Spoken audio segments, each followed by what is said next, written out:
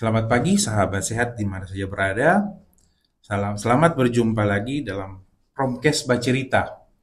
Di edisi hari ini, Jumat 9 Mei 2025, saya Dr. Octavianus Sumo, spesialis penyakit dalam konsultan ginjal hipertensi. Hari ini kita akan berbicara terkait dengan transplant ginjal, di mana Rumah Sakit Kando sudah melaksanakan transplantasi ginjal. Di sini ada pasien yang dilaksanakan transplantasi ginjal pada tanggal 28 Juli tahun 2024, di mana donor dari transplantasi ginjal merupakan ibu dari penderita sendiri, yaitu Ibu Ofrita, dan si penerima atau resipien adalah anak dari ibu sendiri yang namanya Nadia Modeong dengan umur 23 tahun. Mungkin pada saat ini kita akan mengupas tuntas bagaimana proses transplantasi ginjal yang dilaksanakan di Rumah Sakit Kando, dan juga testimoni dari baik dari penderita maupun donor, ya. Mungkin di sini ada Dokter Stella Palar, spesialis penyakit dalam konsultan ginjal hipertensi dari tim nefrologi, dan kemudian ada Dokter Friendly Wihono, spesialis urologi dari tim urologi, ya. Mungkin saya ingin bertanya dulu tentang bagaimana persiapan untuk transplantasi ginjal di Kano. Mungkin apa-apa yang dapat dilakukan selama persiapan untuk pasien-pasien yang akan menjalani transplantasi ginjal. Mungkin ini dari tim nefrologi, ya, Dokter Stella yang bisa memberikan masukan atau jawaban tentang persiapan transplantasi ginjal. Mungkin dipersilakan, Dok. Baik, terima kasih untuk Dokter Okta. Selamat pagi, salam sehat semua.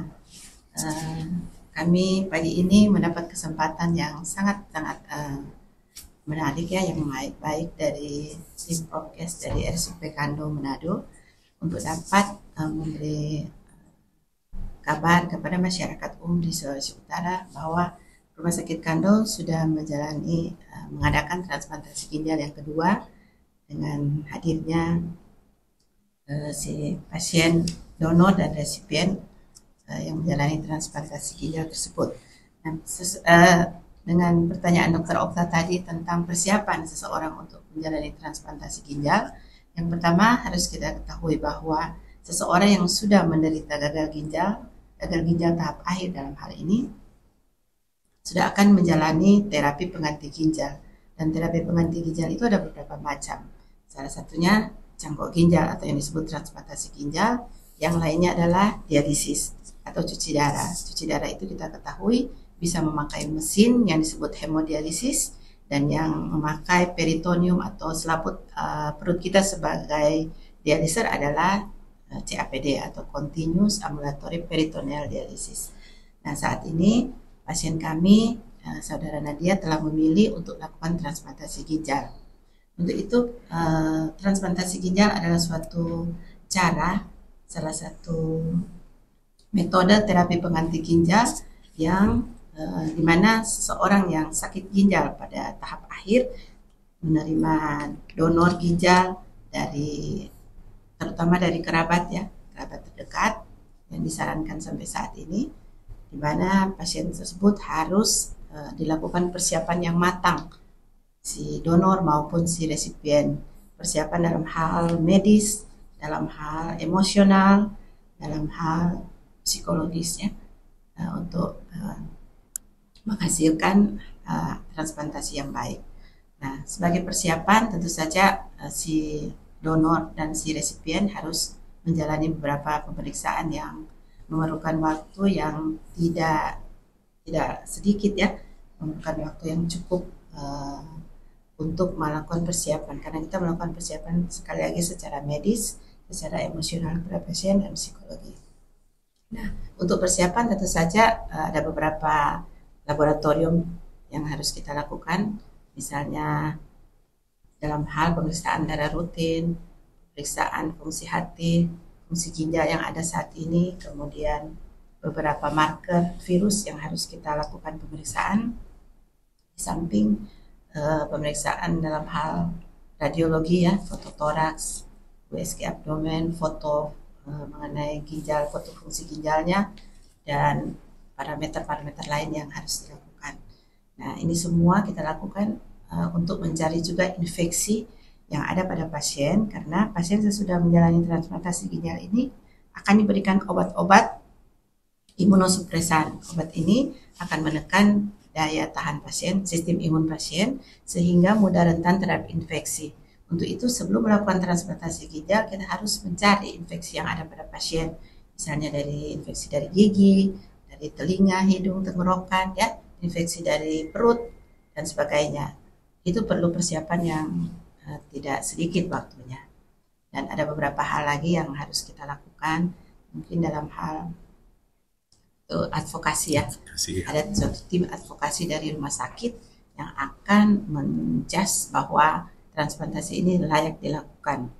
Ya. Untuk itu demikian sementara. Ya. Terima kasih dok. Mungkin ada pertanyaan lagi, mungkin sering sekali timbul di mana pasien-pasien yang suka menjalani transplantasi tapi terkait kendala donor. Jadi menurut dokter, untuk menjadi donor dalam transplantasi ginjal kira-kira ada kriteria atau ada syarat-syarat khusus mungkin dok? Ya, baik. Memang seorang donor itu harus siap untuk memberikan satu ginjalnya kepada si resipien. Dan biasanya kita menyarankan donor itu atau adalah related donor ya, yang hubungan keluarga atau kerabat terdekat bisa juga, yang siap untuk memberikan ginjalnya dengan sukarela, tidak dipaksa ataupun dibayar ya. Yang selama ini kan ada cerita bahwa banyak donor yang dibayar. Kita tidak menyarankan hal seperti itu. Kita selalu berpikir bahwa harus related donor, jadi ada hubungan kerabat keluarga dengan si resipien. Dan kedua, ya, harus siap untuk dilakukan beberapa pemeriksaan yang tentu saja memerlukan waktu yang begitu panjang. Kadang-kadang pasien atau si resipien maupun donor merasa ribet dengan pemeriksaan-pemeriksaan yang dilakukan. Tapi semua itu kita lakukan karena kita mengharapkan bahwa hasil dari transplant ini harus optimal. Dan donor, syarat donor ya, biasanya sebaiknya berumur 18 sampai 60 tahun, dan si donor harus sehat walafiat, sehat dalam hal medis, dalam hal emosional, ya. Tidak boleh ada paksaan terhadap si donor, itu harus dibuktikan dengan pemeriksaan lanjut. Ya, terima kasih dok. Jadi memang di sini syarat-syarat donor harus terpenuhi semua ya. Nanti juga ada tim advokasi yang akan menilai kembali baik secara emosional apakah layak untuk menjadi donor dalam transplantasi ginjal. Mungkin itu tadi pertanyaan mengenai persiapan. Kita lanjut ke Dr. Friendly ya. Jadi ini kan tindakan pembedahan ya dok, di mana ginjal donor itu diambil dan ditempelkan ke pasien. Nah, apakah aman dok untuk tindakan pembedahan? Ya. Apalagi kan kita tahu bentuk ginjal orang itu masing-masing berbeda-beda. Apakah tindakan ini aman dan apakah ada efek samping nantinya? Ya, mungkin Dr. Friendly bisa menjelaskan. Ya, baik. Pertama-tama terima kasih untuk di podcast di RSUP Kando ini untuk promosi untuk hari ini, yaitu transplantasi ginjal. Untuk pertanyaan yang tadi, mungkin saya dari bagian urologi, bagian pembedahannya, bahwa menyatakan seseorang donor seperti tadi Dr. Stella udah menjelaskan, udah sangat siap walaupun persiapannya ribet, tapi dari bedah sebenarnya operasinya kalau kita menjelaskan secara singkat adalah kita mengambil salah satu ginjal dari pendonor yang sudah siap tadi. Yang paling sering kita ambil itu adalah yang sebelah kiri, dan kalau dilihat dari fungsi ginjalnya pada yang pendonor, yang kita ambil itu adalah ginjal yang paling tidak baik yang dimiliki oleh pasien donor, bukan yang paling baik yang dimiliki oleh pendonor. Jadi kita memberikannya juga dalam arti kalau dia yang paling tidak baik untuk pendonor, tapi secara penilaian, secara radiologi, secara fungsi kita sudah menilai bahwa itu cukup akan setelah diberikan kepada resipien itu dia akan bisa menanggung untuk satu tubuh manusia baru itu untuk menggantikan seluruh yang pada resipien. Dan operasinya mengambil sebenarnya ada beberapa teknik yang kita sekarang bisa di Kando itu adalah yang kita jalani adalah masih operasi terbuka untuk pendonornya. Mungkin di kedepannya akan dilaksanakan secara laparoskopi, yaitu dengan menggunakan endoskopi tentu lukanya semua akan lebih kecil lagi. Dan setelah ginjal itu diambil, ginjal itu akan namanya dipreservasi atau disiapkan kira-kira biasa hanya beberapa menit dan akan langsung dipasangkan di resipien penerima ginjal tersebut. Dipasangnya juga tidak lama, dipasang lalu yang paling penting adalah resipien itu tidak, pasien yang gagal ginjal untuk menerima ginjal itu ginjalnya dua-dua tetap ada di pasien, itu tidak kita keluarkan. Jadi pasien itu kalau secara umum jadi diketahui bahwa dia memiliki 3 ginjal. Jadi sebenarnya yang bekerja itu tetap satu, biasanya kita pasang ginjal itu di perut kanan bawah. Itu adalah ruangan yang cukup baik untuk penambahan ginjal untuk transplantasi. Dan setelah dipasang, saat itu juga kita bisa lihat bagaimana ginjal itu bisa langsung bekerja.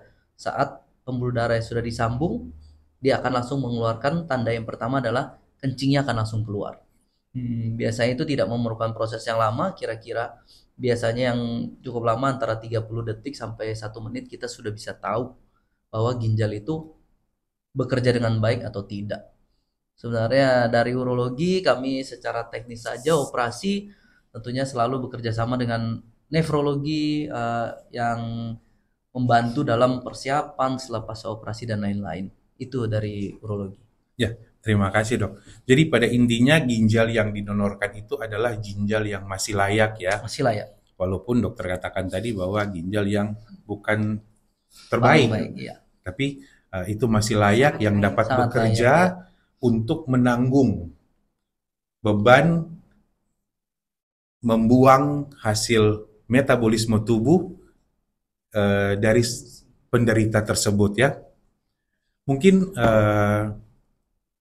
sebelum kita masuk ke testimoni ya sebenarnya ini atau apa yang dapat keluarga atau pasien dan pendonor ungkapkan dalam hal transplantasi ginjal ini. Mungkin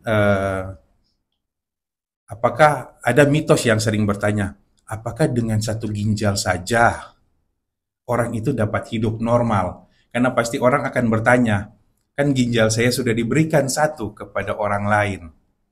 Apakah ini dapat menjadi menurunkan angka kualitas hidup dari pendonor itu? Mungkin kita bahas dari sisi medis dulu, kemudian nanti dari pendonor bisa memberikan kiat-kiat bagaimana hidup dengan satu ginjal. Mungkin dari Dr.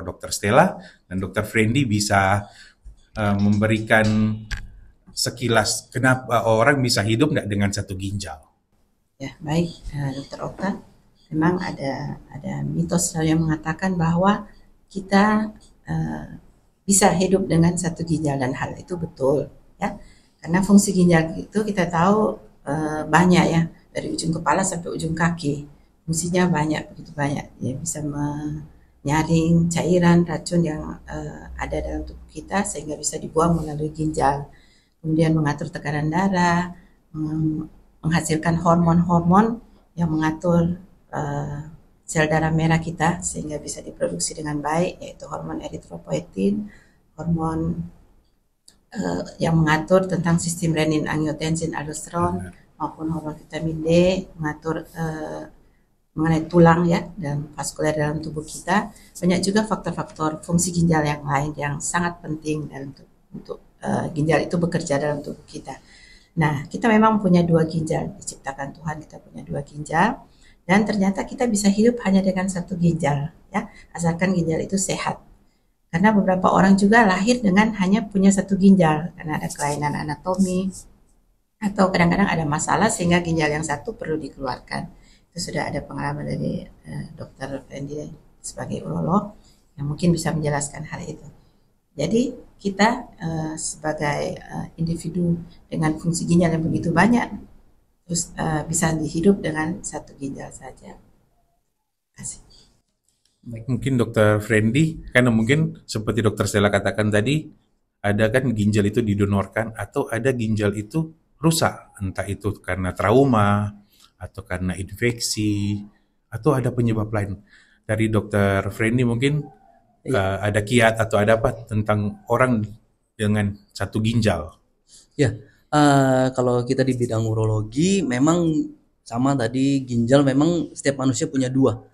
Tapi memang ada kelainan dari lahir yang namanya kongenital, itu biasanya ginjal yang berhasil mencapai tempatnya dan pada posisinya, fungsinya baik itu ada juga yang satu pada kelainan bawaan.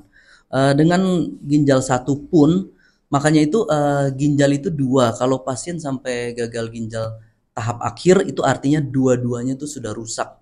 Jadi kita tidak pernah bilang oh ginjal yang kiri yang kanan sakit kalau dia sampai perlu cuci darah atau hemodialisa. Jadi artinya dua-duanya. Kalau pada kami pada kasus tertentu seperti infeksi berat, ada batu atau ada tumor di salah satu ginjal, tentu terapinya adalah kita harus melakukan operasi pada ginjal tersebut. Untuk pada kasus tumor dengan apapun stadiumnya, biasa pada stadium tentunya kadang yang kita periksa tanpa kadang mungkin dia pada screening atau MCU dia terperiksa ada tumor, tentunya sudah cukup besar, tentu ginjalnya harus diambil satu. Dan itu pun sebelum kita mengambil kita sudah melakukan pemeriksaan semua. Apalagi kalau pada pasien pendonor transplant kita pasti periksanya sangat lengkap fungsi ginjalnya sehingga kita tahu bahwa kalau ginjal satu diambil, ginjal yang satu itu pasti akan sanggup untuk menjaga tubuhnya tadi, semua fungsinya, semua hormonnya akan tetap baik. Karena itu kita semua periksanya sudah secara objektif dan sangat lengkap. Jadi manusia dengan satu ginjal itu bisa hidup dengan baik, kualitas hidupnya tetap baik dan bisa menjalankan fungsinya juga dengan baik. Begitu, Dokter Okta. Oke, terima kasih dok. Jadi itu hanya mitos ya bahwa orang dengan satu ginjal itu dikatakan orang sakit. Nah, dia bisa hidup sehat seperti biasa dan dapat menjalani kehidupan, bekerja seperti layaknya orang normal. Ya. Nah, mungkin kita akan mendengarkan apa niat, apa kemauan pasien dan donor untuk menjalani transplant. Mungkin pada kesempatan ini saya mau bertanya dulu kepada Ibu ya, Ibu Ofrita sebagai pendonor, di mana Ibu Ofrita merupakan ibu kandung dari pasien atau dari Nadia. Mungkin ada perasaan apa pertama kali yang Ibu bisa katakan di mana Ibu mengetahui anak Ibu atau Nadia ini menderita sakit ginjal dan Ibu akan berikan ginjalnya atau akan dilakukan transplantasi. Ya, terima kasih dok. Seperti yang dokter tanyakan tadi, perasaan seorang ibu kepada anaknya yang sakit ginjal, ya biasa seorang mendengar Nadia sakit ginjal, tentunya semua perasaan ibu-ibu sedunia itu serasa hancur gimana itu dok. Tapi kita di sini tetap kuat untuk menghadapi sakitnya Nadia. Jadi di sini di waktu Nadia sakitnya, dia kan kuliah di Jakarta. Pas divonis gagal ginjal, terus dokter sarankan untuk transplantasi ginjal. Jadi sebagai ibu melihat anaknya sakit, rasa ingin gimana supaya anaknya selamat. Jadi saya langsung menawarkan diri untuk jadi pendonor. Ya. Dan satu, kalau dokter katakan hidup dengan satu ginjal bisa hidup manusia. Jadi saya sebagai ibu langsung menawarkan diri untuk menjadi pendonor kepada Nadia. Mungkin ibu yang menjadi pendonor, bagaimana perasaan ibu dari sebelum dilakukan donor atau sebelum diangkat ginjalnya dan diberikan kepada Nadia, serta sesudah dilakukan pengangkatan ginjal dan diberikan kepada dia. Mungkin secara emosional ibu merasa bahwa saya senang saya dapat memberikan satu ginjal saya kepada anak saya. Mungkin apa bisa ibu ungkapkan kepada masyarakat tentang menjadi seorang donor? Maksudnya ini donor hidup ya, karena sekarang lagi banyak berkembang donor kadaver atau donor yang orang yang sudah hampir meninggal. Bagaimana perasaan ibu yang ibu dapat sampaikan? Kalau perasaan saya tentu merasa senang, bahagia karena sudah memberikan satu ginjal kepada anak saya, sudah memberikan kehidupan kepada dia. Karena maksudnya angka harapan hidup, jadi dia angka harapan hidup yang angka membaik harapan, ya. Dari mana kalau Nadia kan sebelum transplantasi, sebelum cangkok, 1 minggu 2 kali datang ke rumah sakit untuk menjalani cuci darah. Jadi itu kan mungkin ada perbedaan. Pertama dari apa ya, kesehari-harian, rutinitas dari pasien. Dan kalau mau dilihat ini ibu sangat berhasil, bukan dalam tanda kutip menjadi seorang ibu, tetapi juga menjaga. Karena kan kita tahu bersama pasien-pasien transplant itu sangat rentan terhadap infeksi dan istilahnya harus disimpan, dijaga jangan sampai terkena infeksi. Mungkin ada trik atau ada kiat yang ibu bisa sampaikan dalam acara podcast ini supaya masyarakat tahu, oh, menjadi donor dan menjadi seorang ibu untuk menjaga pasien transplant itu seperti ini. Mungkin itu yang sebelum dan sesudah proses ini. memang kalau mau dibilang menjadi seorang ibu, saya kan pendonor. Anak saya harus menjaga anak saya juga yang didonorkan. Memang sangat sulit, tapi begitu kalau hati seorang ibu yang ingin anaknya hidup kembali, dikatakan hidup kembali. Jadi apapun akan dilakukan seorang ibu, bukan cuma saya, mungkin ibu-ibu seluruh di dunia ini akan melakukan hal yang sama yang saya lakukan. Sebelum donor, saya selalu mendampingi Nadia, kasih support. Waktu dia cuci darah, kasih support. Setelah donor, saya juga saya harus menjaga diri saya, dan juga saya harus menjaga anak saya yang donor, yang selesai donor, untuk diisolasi atau untuk tidak ketemu dengan kerabat. Setelah operasi kita harus patuhi, harus menjaga jarak agar supaya tidak terinfeksi. Jadi Nadia hidupnya hanya di kamar saja, tidak bisa dijenguk. Saya juga membatasi diri untuk masuk, hanya memberikan makanan lalu keluar. Setelah itu hanya Nadia yang ada di dalam kamar karena diisolasi. Jadi saya tetap kuat sebagai seorang ibu karena saya harus menjaga diri saya yang diambil ginjalnya dan harus menjaga anak saya yang selesai donor. Jadi saya harapkan kepada ibu-ibu atau kerabat-kerabat, saudara-saudara yang ingin memberikan ginjal kepada anaknya, ibu atau bapak dan atau kerabatnya, sebenarnya di sini tidak ada masalah. Kalau bagi saya tidak ada masalah. Selama kita menjaga disiplin yang dokter katakan harus jaga. Jadi harus hidup sehat ya Bu ya. Sehat.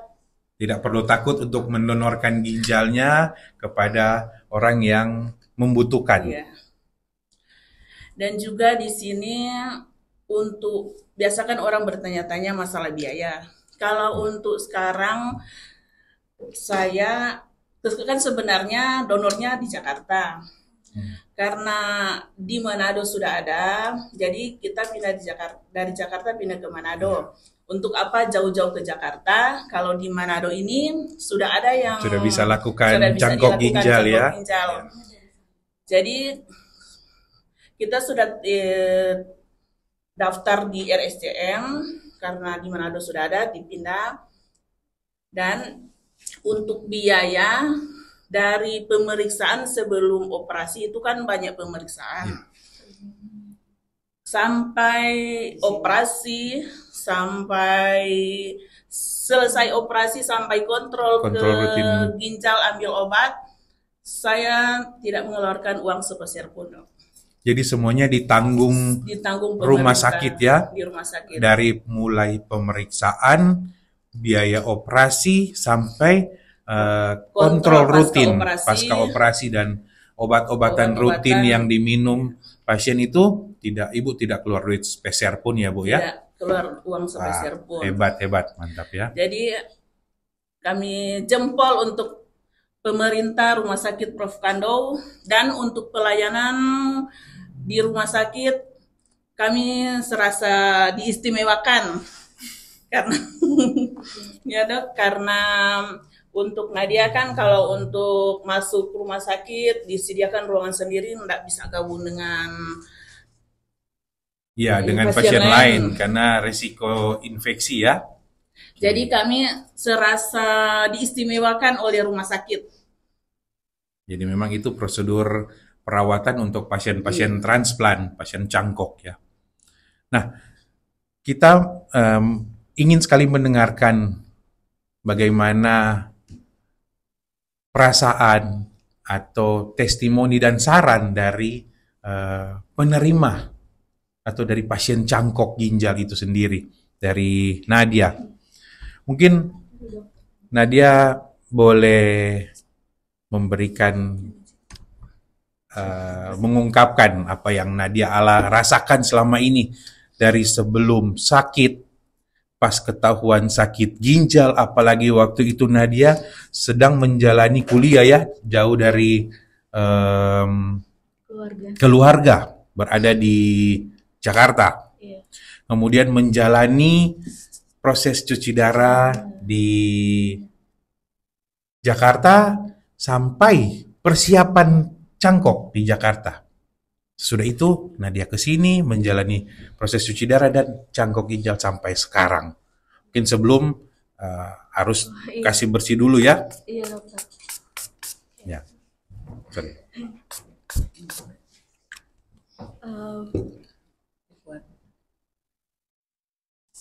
Terima kasih dokter. Mohon maaf sebelumnya buat penonton. Saya pakai masker karena ini salah satu protokol pasca transplantasi, jadi memang harus mematuhi aturan. Dari sebelum divonis gagal ginjal itu kan saya masih berusia 21 tahun. Itu belum cukup 21 juga waktu itu. Terus karena merantau jauh dari orang tua, jauh dari keluarga, jadi memang saya mungkin kurang pola hidup yang mungkin tidak terlalu baik ya. Kurang terpantau pola hidupnya, apalagi kan masa-masa kuliah itu biasanya sibuk sama tugas, organisasi, belum lagi masa-masa muda kan biasanya kita suka nongkrong, hangout sama teman-teman, jadi udah nggak tahu gitu loh, nggak terkontrol pola hidupnya. Jadi waktu itu awal ketahuannya sih nggak ada gejala ya sama sekali. Cuman saya biasanya sering sakit punggung, sakit kepala gitu-gitu. Biasanya kalau kita bilangnya kayak remaja jompo gitu. Tapi karena nggak aware, jadi jarang untuk medical check up dan lain-lain. Karena ngiranya cuman oh sakit punggung biasa, sakit kepala biasa gitu kan. Akhirnya di tahun 2021 akhir itu tiba-tiba drop sekujur tubuh itu dari kaki ke bawah itu sakit, nyeri, terus suhu tubuh naik sampai 40 derajat, kepala rasanya mau pecah. Waktu itu saya langsung ke IGD kan, langsung ke IGD, waktu itu juga masih di Jakarta. Pas diperiksa tekanan darahnya tinggi sekitar 170 per 100 kalau nggak salah gitu. Pokoknya tekanan darahnya tinggi. Jadi dianjurkan buat rawat inap. Karena waktu itu kan juga kita baru transisi peralihan dari masa COVID ya. Jadi sekalian di tes swab dan lain-lain ternyata positif COVID juga. Akhirnya diisolasi di ruangan mandiri saat itu. Waktu itu saya bisa sebut rumah sakitan. Jadi di salah satu rumah sakit Iya, di Jakarta ya, salah satu rumah sakit di Jakarta juga. dirawat di situ ya, Iya, diisolasi. dirawat di situ, langsung diisolasi di ruangan sendiri. Terus waktu itu kan kurang lebih 1 minggu ya di rumah sakit diisolasi. Saya nggak tahu tuh diagnosanya apa aja. Waktu itu udah telepon keluarga, ya jelas dari mama, dari papa juga shock gitu loh. Maksudnya mendengar penjelasan dokter. Waktu itu sih dokter belum secara langsung ngomong sudah divonis gagal ginjal ya, tapi dokter bilang bahwa fungsi ginjal saya sudah menurun dari yang normalnya 99% ke atas, fungsi ginjal saya tinggal 6% waktu itu. Waktu itu ya. Nah, orang tua di rumah kan langsung shock gitu dengar kabar. Akhirnya papa langsung datang jenguk ke Jakarta, tapi sayangnya nggak bisa ketemu karena masih isolasi. Ya, apalagi saat itu COVID ya, masih Iya, terkena COVID. masih transisi peralihan dari masa COVID. Jadi setelah keluar rumah sakit pun saya masih belum tahu nih diagnosa saya apa, karena selama dirawat itu cuman dibilang ada dispepsia, terus hipertensi, terus penurunan fungsi ginjal. Jadi belum tahu diagnosa pastinya apa gitu. Soalnya kan 1 minggu setelahnya itu kita harus kontrol, balik lagi ke rumah sakit, harus kontrol. Saat itu alhamdulillah mama sama papa sudah mendampingi di Jakarta waktu itu. Jadi langsung bareng tuh sama-sama sama mama. Pas kontrol ke dokter, baru tuh di ruangan itu dikatakan sakit ginjal dan memerlukan terapi pengganti ginjal ya. Jadi saat itu ya karena datangnya sama mama kan, dokter langsung vonis tuh di situ. Nadia, kamu sekarang sudah gagal ginjal stadium 5 gitu. Nah, dokter udah sampaikan gitu, ini ada kemungkinan beberapa bulan lagi bisa cuci darah. Tapi saat itu dia belum rekomendasi untuk cuci darah, masih kasih obat-obatan dan lain-lain. Tapi dia bilang ini ada kemungkinan beberapa bulan lagi pasti akan cuci darah. Tapi saat itu dokter langsung rekomendasi untuk ke RSCM untuk langsung tindakan transplantasi. Rencana cangkok ginjal. Iya, karena kata dokter ya masih muda, maksudnya angka harapan hidup yang masih tinggi. Ya, perjalanan masih panjang juga, jadi dia merekomendasikan untuk langsung cangkok ginjal saja. Iya.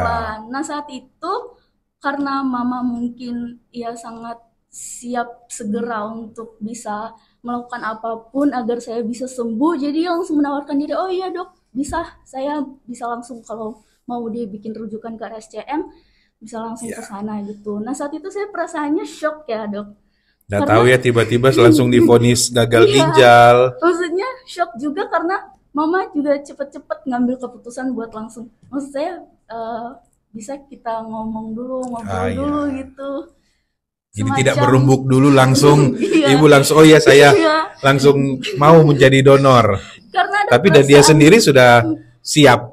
saat itu belum jujur, karena Ya, ada perasaan takut, karena operasi besar juga kan, saya langsung merasa down di saat itu, langsung waduh ini gimana ya, maksudnya segala macam kemungkinan atau ap- overthinking itu sudah terpikir gitu dong. Jadi saya waktu itu merasa memang belum siap, tapi mama waktu itu udah apa ya, langsung pengen cepet-cepet gitu segera. Besoknya kita langsung ke RSCM. Ya walaupun waktu itu saya ikut-ikutan doang, tapi perasaannya masih apa ya, masih belum siap gitu dok, masih shock. masih denial bahwa saya Iya, sakit ginjal itu iya, ya. Oke. betul. Mungkin teman-teman saya juga tahu gimana saya Ya, curhat ke mereka oke. gitu. Kayak, waduh ini gimana nih langsung. Ya. Terus kan selama ini sebelum Cangko kan Nadia menjalani cuci darah ya. Mm-mm. Nah, bagaimana perasaan Nadia sebelum Cangkok? Jadi sementara proses cuci darah yang Mm-mm. 1 minggu 2 kali datang ke rumah sakit untuk menjalani cuci darah dan sesudah menjalani cangkok ginjal. Karena kan cangkok ginjal sudah tidak cuci darah lagi ya Iya. dari selesai operasi tanggal 28 Juli Juli. tahun 2024. Sebelum cuci darah itu kan masih ada sekitar 2 bulan 3 bulan tuh saya belum langsung cuci darah. Jadi merasa masih sehat, masih oke. Terus keluar juga ya walaupun sudah mulai membatasi tapi masih keluar juga. Waktu itu juga karena kita kebetulan mulai ngurusnya di RSCM. Jadi saya stay di sana, Ya, belum langsung balik Manado. Februari 2023 tuh saya mulai cuci darah karena sudah ada gejala. gejala ya. Jadi ketika ada gejala dokter bilang langsung ke rumah sakit, kalau memang harus cuci darah langsung cuci darah gitu loh. Waktu Istilah awamnya racunnya sudah tinggi ya. iya Hmm, racunnya sudah tinggi, jadi waktu itu sesak nafas, mual, akhirnya ya. langsung dirujuk, langsung ada rekomendasi buat cuci darah, langsung diiyakan gitu, Ya, jadi langsung langsung melakukan cuci diiyakan. darah Februari ya 2020. Februari langsung diiyakan. Terus pengalaman pertama cuci darah, eh, mungkin hampir semua pasien juga merasakan ya. Karena kita masih beradaptasi juga, jadi Mhm. pusing. Pas selesai cuci darah tuh pusing, terus tubuh rasanya gatal-gatal. Itu Ya, biasanya sih yang dirasakan pas awal-awal cuci ya. darah ya. Terus selama cuci darah, jujur ya dok, karena 1 minggu 2 kali, saya tuh kadang capek gitu. Capek terus kayak bosen, Ya, jenuh. jenuh ya, pasti ada, apalagi rutinitas yang baru ya. Ini Iya satu betul. rutinitas baru yang harus dilakukan 1 minggu 2 kali ke rumah Iya. sakit. Harus adaptasi dengan pola hidup baru. Jadi kayak karena 1 minggu 2 kali, serasa nggak ada waktu yang lowong gitu loh untuk melakukan aktivitas lain. Dan awal-awal mungkin karena stres juga, jadi ya apa ya, banyak gejala-gejala kayak sering pusing, terus eh, kulit itu Gatal-gatal gatal-gatal dan ya. lain-lain. Oke. Nah, bagaimana sekarang sesudah transplan? Semenjak Nadia cangkok ginjal, itu perasaannya bagaimana? Terus Nadia merasakan kualitas hidup Nadia sendiri itu seperti apa? Pastinya setelah eh, transplantasi ginjal, setelah menjalani operasi, saya merasa ini sih dok, maksudnya lega yang pertama karena sudah terlepas dari rutinitas tiap minggu. Terus yang kedua bahagia pastinya, senang. Tapi di satu sisi karena kita harus menjaga ya dok. Ya, Jadi saya tanggung jawab baru bahwa menerima ginjal yang harus dijaga, apalagi dari orang tua ya. iya betul. Jadi maksudnya walaupun sudah terbebas dari rutinitas tiap minggu harus cuci darah 2 kali seminggu, itu bukan yang berarti bebas sebebas-bebasnya juga, Ya, karena harus menjaga, apalagi di 3 bulan 6 bulan pertama itu memang harus betul-betul menjaga, harus diisolasi. Jadi saya memang setelah itu di kamar sendiri untungnya dari mama papa juga sangat pengertian, jadi difasilitasi di kamar diberikan TV hiburan gitu biar nggak bosen gitu. Jadi selayaknya hotel bintang 5 ya di kamar. Selayaknya hotel bintang 5 di mana supaya Nadia masih terisolasi dulu ya, supaya tidak gagal cangkok ginjalnya ya. Dan menurut saya harus punya hobi sih, Ya. karena setelah transplantasi itu mungkin kita menjalani hidup baru kan, tapi tetap harus menjaga. Nah, masa-masa kita menjaga, masa-masa kita isolasi ini, karena kita sendirian di kamar, nggak boleh ketemu banyak orang, membatasi interaksi dengan kerabat, keluarga. Di masa-masa kita cuman sendiri ini nih, kita harus punya hobi sih, harus punya kebiasaan bagaimana menyenangkan diri sendiri gitu. Kalau saya biasanya baca buku, nonton film, atau ya kan ada gadget ya sekarang, kita bisa berinteraksi dengan teman-teman lewat video call atau chat gitu. Oke. Jadi istilahnya buat killing time ya, Iya. supaya tidak dikatakan lagi remaja jompo. Iya. Supaya tidak dikatakan remaja jompo. Ya, mungkin terakhir saya boleh minta saran kepada pendonor, ibu maupun pasien, supaya dapat memberikan saran kepada masyarakat tentang transplantasi ginjal, terutama di Manado. Bagaimana ibu mendonorkan ginjalnya dan Nadia sebagai penerima atau pasien cangkok ginjal. Jadi ibu dapat memberikan saran atau kiat-kiat supaya masyarakat tidak takut lagi, karena memang di mana-mana semua takut. Yang pertama yang tadi adalah bahwa orang hidup dengan satu ginjal itu sudah tidak sehat lagi. Ya. Kedua, pasien transplantasi ginjal itu mungkin di luar mengatakan lebih rumit ya daripada orang melakukan cuci darah. Mungkin dari ibu sendiri dulu, silakan. Terima kasih dok. Jadi untuk pertanyaan dokter bagaimana pasien, bukan pasien ya, saya bukan pasien. Bagaimana mendonorkan ginjal atau hidupnya tinggal satu ginjal. Kalau untuk saya sekarang ini hidup saya kayak seperti sebelum diambil ginjal. Jadi hidup biasa Bu ya, tidak ada hidup apa ya? biasa, aktivitas seperti biasa, sampai orang-orang di kampung heran, kok operasi sebesar itu hidupnya seperti biasa saja. Kerja biasa, aktivitas seperti biasa ya? Aktivitas seperti biasa, memang kan orang di kampung itu kan itu operasi besar. Sedangkan kerabat yang datang kira saya tidur-tiduran. Yang pas mereka jenguk, cuma saya kan yang dijenguk. Ada apa jalan-jalan? Heran. Sampai terheran-heran ya? Terheran-heran. Jadi untuk sekarang saya aktivitasnya seperti biasa. Tidak ada keterbatasan ya? Keterbatasan. Yang penting pola hidup yang sehat itu harus dijaga, tetap dijaga. Entah itu makanan, aktivitas fisik, itu tetap harus menjalani pola hidup sehat. Ya. Yang sekarang yang penting itu minum air putih secukupnya. Cukup. Ya. Oke.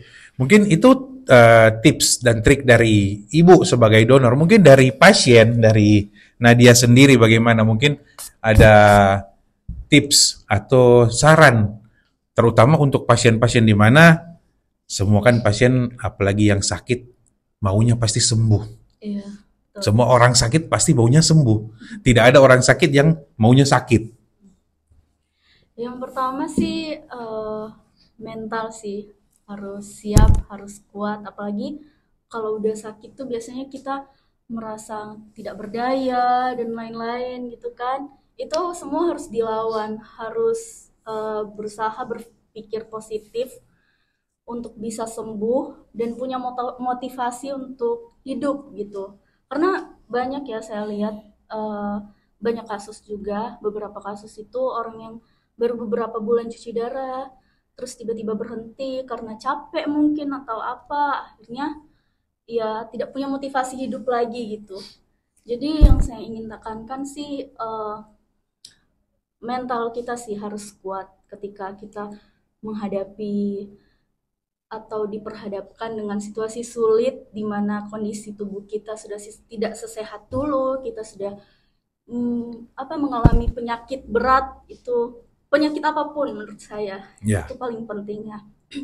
Terus yang kedua, patuh dengan anjuran dokter, apa yang dikatakan oleh dokter itu semua harus patuh, dari mulai sebelum transplant, mulai dari cuci darah, tetap harus jaga kondisi gitu.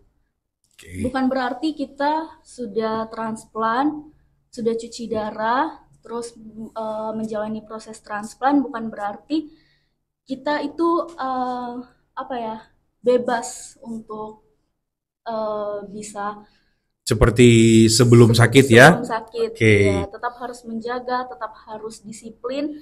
Karena yang terpenting itu, apalagi setelah transplant itu, yang paling ditekankan ya disiplin sih. Disiplin dan mengikuti anjuran dokter, patuh. Karena percuma gitu loh, kalau misal kita udah transplant, udah operasinya berhasil, tapi setelahnya kita tidak menjaga, ya akan sia-sia menurut saya gitu loh. Apalagi kan ini kita menerima organ lain dari orang lain gitu, apalagi kalau misalnya kayak ibu kita, ayah kita, keluarga kita. Jadi harus dijaga sebaik mungkin ya. Iya. Oke. Terima kasih Nadia, Ibu Ofrita. Mungkin orang yang dengan gagal ginjal bukan berarti gagal hidup ya.